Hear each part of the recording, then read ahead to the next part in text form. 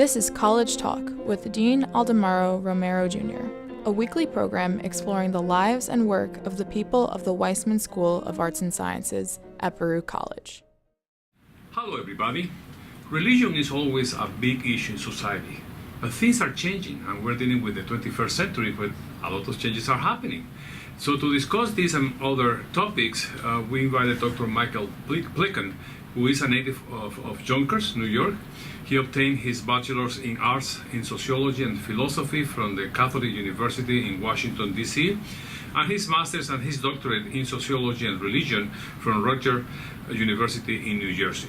Today, he's a professor in the Department of Sociology and Anthropology in the Weissman School of Arts and Sciences at Baruch College, City University of New York.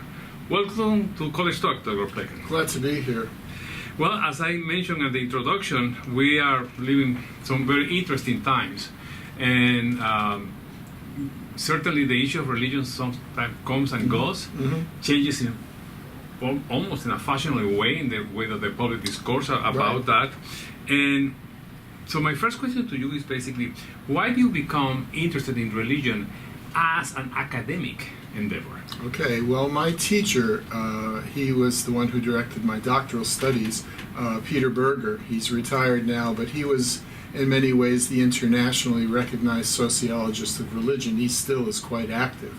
And what I found with him, I went to study with him at Rutgers, he had been at the New School earlier, is he was always interested in the intersection, the ways in which social movements, ideologies, the economy, culture, connected with religious communities, with their beliefs, and then with individuals as believers or not.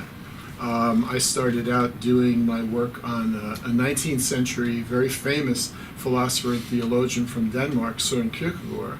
And the reason for that is that he, in his writings, conducted a kind of an analysis and critique of then modern society using both faith, his theological insights, as well as some very sharp political and economic criticism of the classes and who was being left behind, the working class, the poor farmers and such. And coming here, well, Baruch is in many ways like being at the United Nations. It's always been a very diverse school. If anything, it's gotten even more diverse. And what I've done over the years is I've not only taught a course in sociology of religion, but I've also taught a course in social theory. And now, for the last over 30 years, I've been heading up the program in religion and culture, in which a number of us who are in the Weissman faculty teach comparative religion, the history of various religious traditions, but also the connections between politics and religion and so forth. Now, some people may have some misconceptions when you teach religion in a university or college. Because some people think, well, are you indoctrinating people in a particular type of religion? But I myself have seen in some colleges and universities that people who teach theology claim to be either agnostics or atheists to send a message that I'm not trying to indoctrinate you in a particular persuasion, but rather is take a look at that in a very academic way. What do you think about that type of posture? Well, you know, it becomes a question of personal taste and choice, doesn't it? But I don't think you need to do that. I mean, most great universities, Harvard, Princeton, Yale, have since their inception always had not just a school of theology, but have also had departments of religious studies. And religious studies are what the word says. You're studying about religion as part of culture, as part of civilization, part of society, part of the economy. You're not indoctrinating. For example, probably the most commonly taught course is comparative religious traditions. I teach it here, other people have taught it here. And we don't try to turn people into, well, Muslims or Buddhists or Christians or Jews or Hindus. But we try to show them what those traditions offer, how they form and shape the people who live in them. And so today, this is all the more important as we oftentimes find ourselves clashing and thinking that somehow Our real conflicts are religious ones when they may actually be more cultural, more political, more economic, but with an ingredient of religious faith that sometimes sets us apart, but also sometimes unifies us. Now, talking about this, correct me if I'm wrong, but reading on your resume, I believe you have been a Lutheran pastor, and now you are an Orthodox associate priest. That's right. Explain to our audience how you switch from one religion to another when even they are in the Christian realm, they are quite different. That's a long story. I'll try to be as short as I can. I started out in the Eastern Orthodox Church. My parents moved away from it as they found their own congregation flooded with people who were refugees after the Second World War. They were born in this country. And they went to a local Catholic church. So as a matter of fact, I had a Catholic upbringing for many years. I even was, to make it even more complicated, a Carmelite friar for 8 years. Oh. Yeah. So a Catholic too. Catholic too. So I've been in the three great Christian traditions, which has made me, as I describe in a forthcoming book, an ecumenical Christian. I see Christ and I see truth in all of them. And what's interesting is that more and more today, theologians in those traditions are seeing that they have more in common than really divides them. The new Pope Francis, if anything, is a good example of this. Just last week, he was in the cathedral in Lund, celebrating Martin Luther and the Reformation. Yes. That tells you something. Who was the one who created a big division within Christianity at that time. Except that today Francis said we have to look and see that many of the things he was seeking to reintroduce or restore or reform are the things that the Catholic Church now has done through the Second Vatican Council and through Francis. So because I wanted to marry and have a family, I couldn't stay in the Catholic Church. I was never ordained a priest there. I was a brother. I did 2 years of service as a conscientious objector, and I ran a Head Start program in a Lutheran church in New Jersey, in Old Bridge. And the pastor there recognized right away that I had seminary training and suggested that when I was done with my service, that I contact the local Lutheran bishop and that maybe that could be a home. And to make a long story short, I did. I had to go to Philadelphia to the seminary to get screened and investigated, and eventually I was ordained in 1983, and I served as a Lutheran pastor until 1996, when I transferred over into the Orthodox Church, which was more or less the church of my youth, of what I was baptized in. And there are very, very great similarities. Outsiders would not think this, but friends of mine from both of those church bodies who have visited and participated in each other's services say, oh, I didn't realize we had all that in common. Yeah. Now, I just read a recent poll by the Pew Research Institute that shows that now nearly 25% of Americans show no religious affiliation, or they even call themselves agnostics or atheists. Religious nuns. You have to spell it out. It's not like sisters, but N-O-N-E-S. Yeah, exactly. And that brings to my mind what I have seen in Western Europe. Yes. Where in many countries, people attending regularly church is about 5% of the population. I know. So my question to you is, and this comes along because of the title of your latest book that we have here for the people who can watch this interview via video, the church has left the building. And I was wondering if the United States is following the path of Western European countries in terms of becoming less and less religious. To some extent it is. My own teacher used to be one of those who said that secularization, which we saw really changing the shape of religious belief and belonging in Western Europe, had now moved over here. He and, well, most others in the field have now changed their mind because they've seen, for example, the resurgence of Pentecostal and evangelical Christianity, perhaps more so in Latin America, but also in Africa. They've seen the power and the resurgence of Islam, but they've also seen the resurgence of religion in most of the former Soviet bloc countries. a kind of a restoration of what had been actively oppressed and even eliminated. So I think as I look at religious nuns, I think maybe our students here and many other millennials would fall into this category. It doesn't mean that they aren't spiritual. It doesn't mean that they don't have ethical questions. It doesn't mean that they don't have a reverence for life and for justice. It does mean that they're not much interested in belonging or joining to the religious congregations or denominations of their parents. Their parents were joiners. Their parents belonged. They tend to be very happy to go there themselves.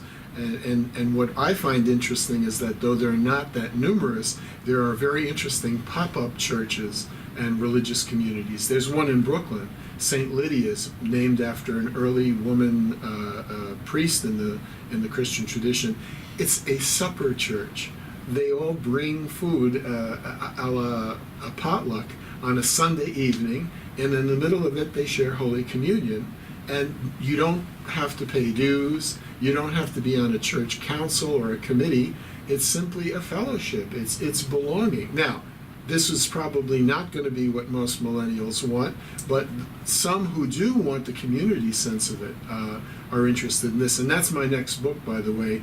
I have one coming out called The World is Sacrament in the springtime, which tries to show how most of our spiritual practices are now becoming more worldly, more concerned with everyday life.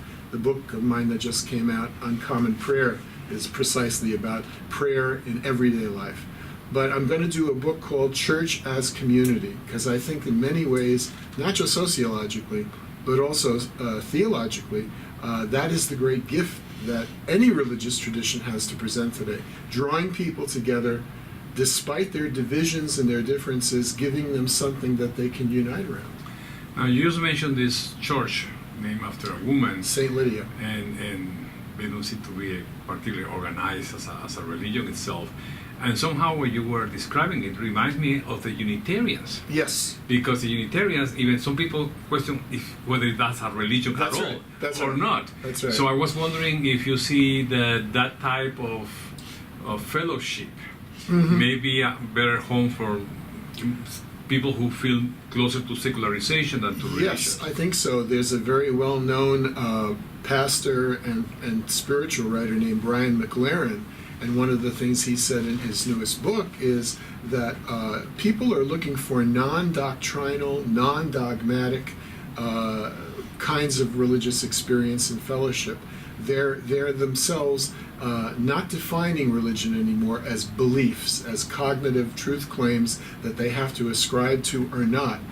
But they realize that somehow the God who is confessed in those is beyond any of those statements, which is something, by the way, that great mystics in the Christian, in the Sufi, in many traditions, the Jewish tradition, have always recognized that God is always beyond, like Meister Eckhart in the medieval period, a Dominican friar and mystic said, God is always beyond what we can say about God.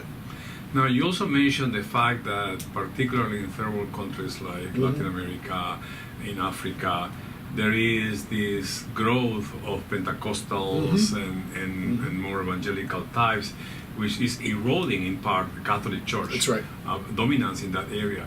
And obviously, I think, that's my assumption here, that when the current Pope from South America was named, may have been a trying attempt to not to keep losing ground to these other Protestant types. And he has been coming out with a number of saying things that actually had made him quite popular in most of those countries. Yes. And I was wondering, to what extent do you think the current Pope Francisco is a real revolutionary? Well, I think Francesco di Roma, who insists on being called the Bishop of Rome, because that's the ancient title. Yeah. You know, if he's the first, he's only the first among equals. Anyway, when he was in Latin America, when he was in Argentina, he had friends who were part of the evangelical and Pentecostal churches, also the Eastern Orthodox and Eastern Byzantine Catholic churches. There is now a famous, or some would say infamous, photograph of him meeting in Rome last year with all of the top American TV evangelists, and he also has had interviews with Pentecostal leaders. He's very open. He even, though English is not a particularly easy language for him, has recorded an interview with one evangelical bishop in which he says, Jesus Christ unites us. All of the other things are accidents of history that divide us. We have something that makes us brothers and sisters with one another, and then in turn with everyone else in the world. I mean, I think Francis is going to go down as one of the most controversial, but also one of the most restorative and invigorating religious leaders that the Catholic Church has ever had. Yet I don't think he's as popular in this country as he is in third world countries. That's right.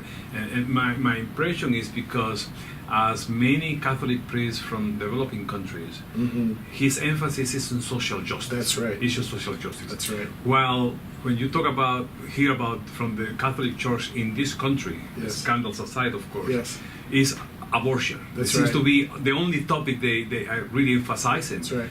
And I was wondering if that can create kind of a division within the Catholic Church. It has. He has his critics, and they tend to be very open, as all political critics are nowadays, and very vicious. But by the same token, it's very interesting to hear what he says. I mean, he did go on the record a couple of years ago in saying that abortion is serious, but it is not the only issue that we have to talk about. And I like it particularly since I am in my other life a priest, when he says to priests and bishops, you ought to smell like the rest of your flock, thinking of them as sheep herders, as shepherds. Well, that means away with the big cars, away with the fancy houses. I mean, just over here in Newark, he now appointed a much more open, progressive man, Archbishop Tobin, who was the head of the Redemptorist Order formerly, to replace a man who had spent hundreds of thousands of dollars on a mansion. He didn't go after him and attack him, but I think the fact that he brought in a man of simplicity and a man very much committed to social justice says a great deal. Not only that, but maybe not that many people know this, that unlike his predecessors, he doesn't live in the Vatican. Nope. And he cooks his own meals, although some people say maybe because of... He has lunch in the cafeteria, but he does. When he was in Rio de Janeiro, he used to invite people over to his little apartment and cook them supper. He loves to cook, yes. Of course, there are the conspiracy types who say, well, he's doing that because he's afraid of being poisoned. That's right. As has happened with other That's popes right. in the past. What he did just 2 weeks ago is he said the Summer Palace, Castel Gandolfo, is now a museum. I've never been there. I don't spend my holidays there. You can now go and visit it. I suppose you could charge for visiting it too. But no, he lives in Casa Santa Marta, which is a guest house. Yeah. On the other hand, Yeah.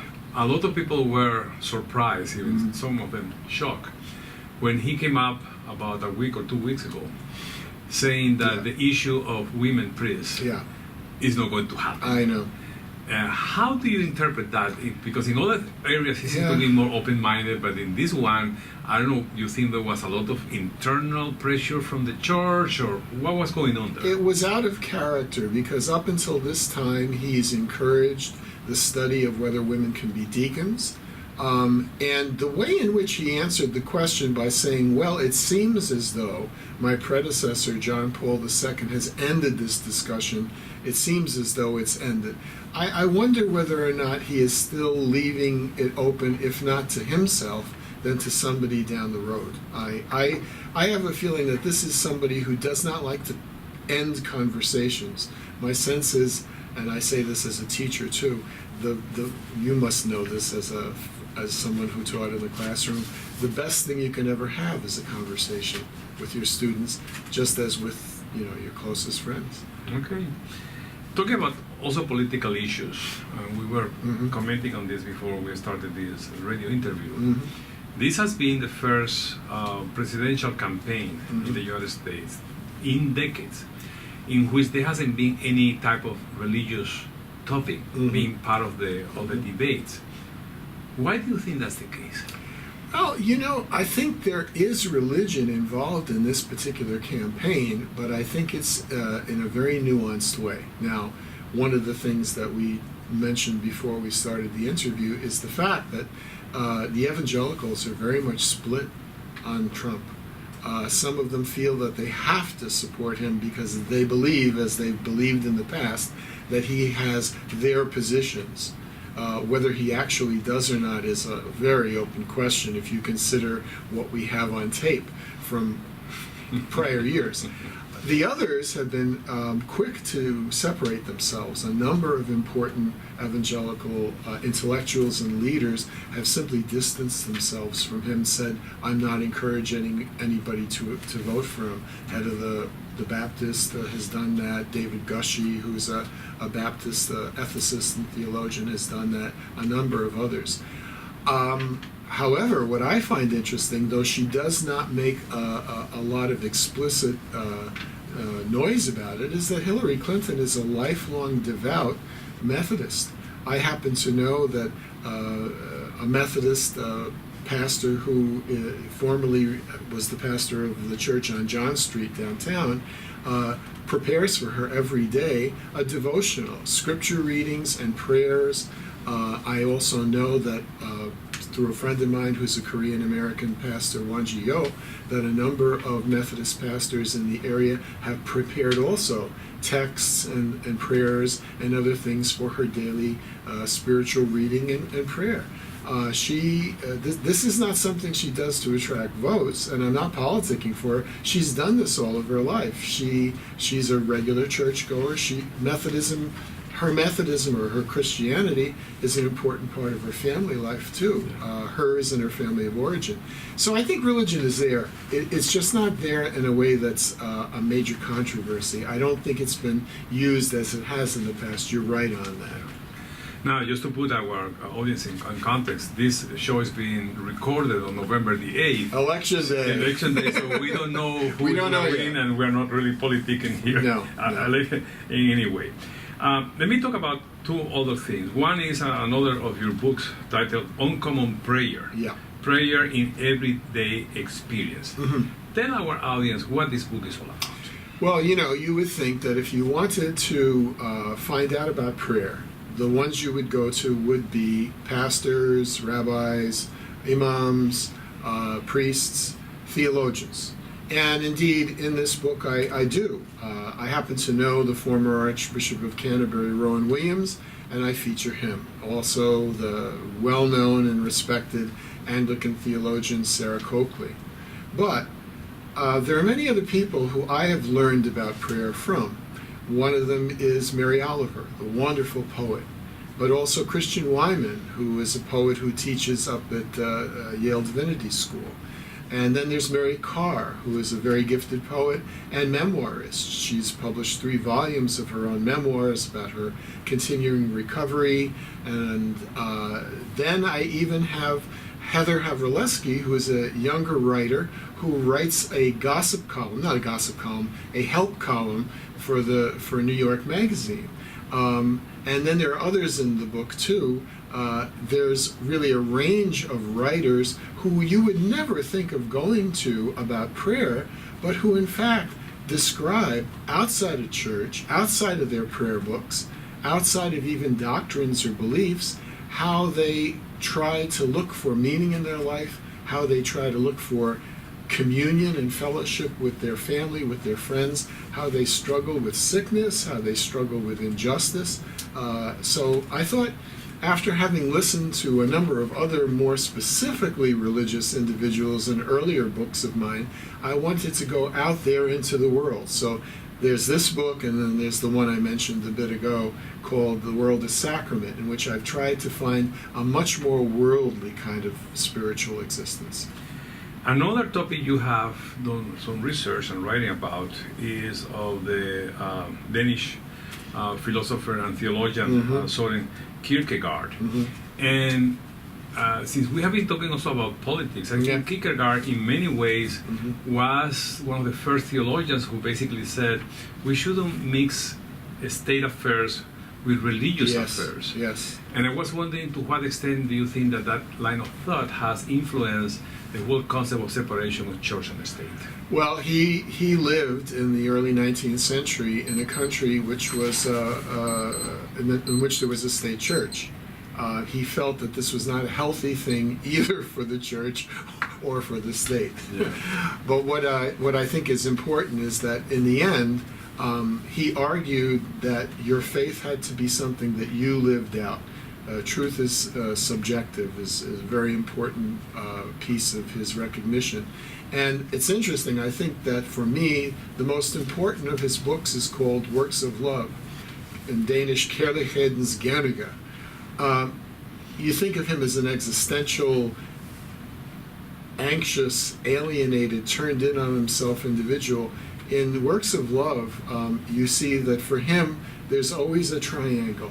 There's God, yes, but there's also the neighbor, who I'm called to love everywhere and in every place, and last of all, me. And I think in that way, he's echoing the best of not only the Christian tradition, but the Jewish tradition. In fact, and correct me if I'm wrong, but I think by reading his writings, one gets the impression that even the very idea of Christ is largely based on faith. That's right. More than historical quote-unquote facts, because as you know, we don't know a lot of the facts. That's right. I mean, we celebrate the birth of Christ on December 25th, but actually nobody knows. Nobody knows what the date is. And that was because that was a pagan day that was used for Christian purposes. Yes. So I was wondering also if this more humanistic approach to religion had any influence in later thoughts. Yes, and I think actually it goes all the way back to the earliest Christian writers. If you look carefully even at those who compiled what today we call the New Testament, but even after that, the apostolic writers, the early church fathers, the desert fathers and mothers, these are people who are part of their culture, part of their world, part of their society. Almost every way that they speak about God has to do not so much with highly theoretical, abstract ideas or concepts, but very, very concrete situations in daily life. I mean, some of them usually use parables, just like Jesus does in the Gospels, and the parables are oftentimes striking because they show the humanity always that's at work, and that never can be forgotten. Yeah. You know. Because, I mean, the thing that also came to my mind by reading about this is the fact that there have been many historical figures before Christ whose biography are extremely similar. That's right. So I was wondering to what extent the authors of the Gospels basically base some mythology about Christ on those historical figures. Sure, for sure. I mean, I'm teaching a New Testament course now, and for the first Christians, many of whom were Jews, the models, the analogies, the very words always are from figures in the Hebrew Bible. So when Jesus raises the daughter of a local ruler, you're immediately led to think about the prophets Elijah and Elisha, who did the same kind of thing. When he feeds people out in the middle of nowhere with a little bit of bread and a couple of dried fish, you think again of these prophets who come to this widow and say, keep making cakes. The bottle of oil will never run out. So yes, and I mean there's a long tradition that says that perhaps even the Buddha, who was once seeking to be in union with ultimate reality, there's a lot of similarities to the figure of Jesus. Well, in the minute that we have left, I wanted to ask you a really tough question, but I'm sure you can come up with a good answer, short answer for that. Do we need religion? We probably don't need the organizational and institutional forms that it's taken in the past. And unfortunately, we tend to associate religion only with that. If you think of the early days of any religious tradition, it was without all of that institutional elaboration. And so I would have to say we do need what the core of it is, which is the love for and regard for the neighbor, for the earth, for justice, for goodness, for truth. The outside forms, the tent that it's in, the temple that it's in, the cathedral or the church that it's in, maybe that leaves the building. Well, thank you very much, Dr. Glad to. Plekon, about this conversation. I had more questions, but it means that the conversation was really interesting because we ran out of time. Thank you. And next week, we're going to have Dr. Mary McLean, who the Department of English at the Weissman School of Arts and Sciences, who will be talking about Anglophone literature. And if you have never heard of that term, then listen to our episode because we are going to learn a lot of really interesting things. So stay tuned. This has been College Talk with Dean Aldemaro Romero Jr., a production of the Weissman School of Arts and Sciences at Baruch College. All rights reserved, 2016.